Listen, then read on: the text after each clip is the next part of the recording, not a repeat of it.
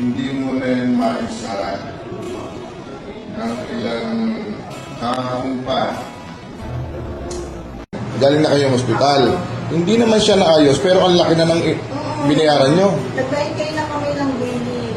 9K. Oo, tapos pinatulog ka na. Pinatulog siya, tapos nilagyan na siya ng parang kapal dito. Tapos waiting pa daw ng doktor. Waiting pa ng doktor, 9,000 ang binayaran nyo. Tapos i-admit, eh inilabas na namin. Eh para saan yung 9,000 kung wala namang ginawa? Kaya nga, pinagbigyan pang patulog lang siguro. Ah, pinatulog lang siya. Eh ba't kasi hindi ka naman natutulog yata sa tamang oras? Ha? Paghilog daw po niya, parang naano yung kamaya. Okay. Sige, Kuya Chi. Ganito, hindi mo na yan maisara ng ilang kahapon pa. Kahapon ba nangyari? Madaling araw ba na? Ah?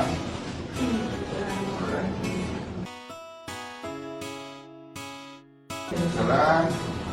Sarang mo na. Diretso. Sarang. Oh my God! Wow!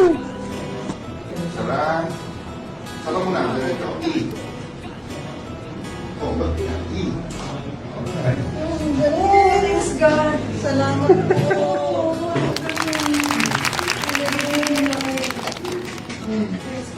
Again, Right.